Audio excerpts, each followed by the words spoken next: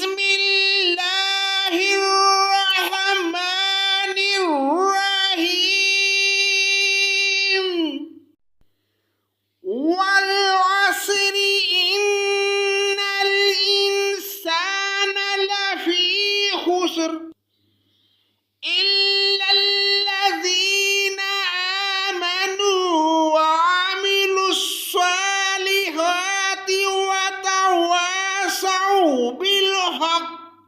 وتواصوا بالصبر۔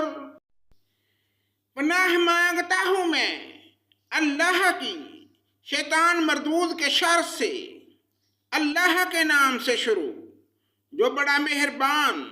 نہایت رحم کرنے والا ہے۔ زمانے کی قسم، بے شک بالیقین انسان سراسر نقصان میں ہے، سوائے ان لوگوں کے جو ایمان لائے اور نیک عمل کیے اور جنہوں نے آپس میں حق کی وصیت کی اور ایک دوسرے کو صبر کی نصیحت کی۔ بظاہر تو یہ سورہ عصر قرآن کی چھوٹی سی سورہ ہے، لیکن معنی اور مفہوم کے لحاظ سے یہ قرآن کی سب سے بڑی سورت ہے، کیونکہ اس سورہ میں اللہ تعالیٰ نے ایک خاص قسم کا اعلان کیا ہے جو صرف اور صرف انسان ہی کے لیے ہے۔ مگر ساتھ ہی اس سورہ میں اللہ تعالیٰ نے 4 ایسے کام بتائے ہیں جو انسان ان 4 کاموں پر عمل کرے گا وہ نقصان میں نہیں ہوگا۔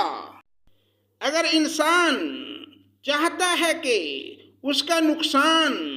اور خسارہ نہ ہو تو اس کو چاہیے کہ وہ اللہ تعالیٰ پر، اس کے فرشتوں پر اور اس کے بھیجے ہوئے تمام انبیاء پر ایمان لائے اور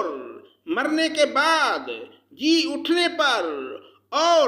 قیامت پر اس کا ایمان ہونا چاہیے۔ مگر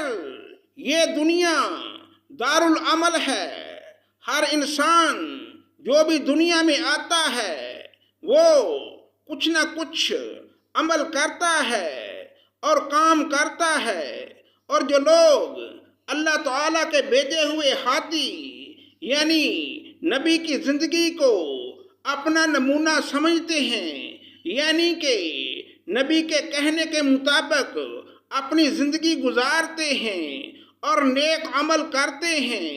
اور برے کاموں سے بچتے ہیں، اگر برا کام ان سے ہو جائے تو فوراً رجوع کر لیتے ہیں، یعنی کہ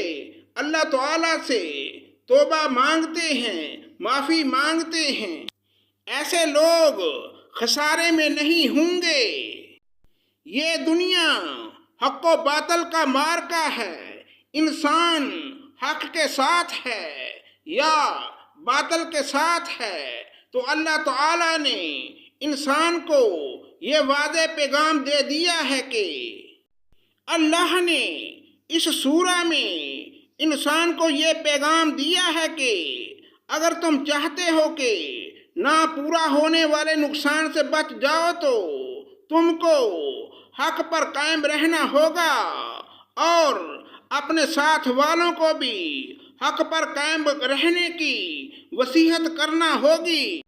نمبر 4، صبر۔ صبر ایک بہت مشکل کام ہے، یہ صفت صرف نبیوں میں پائی جاتی ہے۔ اللہ تعالیٰ چاہتا ہے کہ اگر تم پر کوئی مصیبت یا آفت آ پڑے تو میرے نبیوں کی پیروی کرتے ہوئے اس پر صبر کرو، یہ جان کر کے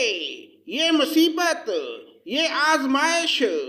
ہمارے اللہ تعالیٰ کی طرف سے ہے اور اللہ تعالیٰ ہی اس مصیبت کو اور اس آفت کو ہم سے ٹالے گا، اور اس کے عوض اللہ تعالیٰ اپنے پاس سے ہمیں اچھا اجر عطا فرمائے گا۔ لہذا انسان کو چاہیے کہ وہ مصیبت پر صبر کرے اور دوسروں کو بھی مصیبت پر صبر کرنے کی نصیحت کرتا رہے۔ نبیوں کے بعد ان چاروں صفات کا عملی مظاہرہ جس طرح ہمارے نبی کریم صلی اللہ علیہ وآلہ وسلم کے نواسہ حضرت امام حسین علیہ السلام نے کربلا میں پیش کیا، شاید قیامت تک کوئی اس طرح کا عملی مظاہرہ پیش نہ کر سکے۔ صدق اللہ مولانا العظیم۔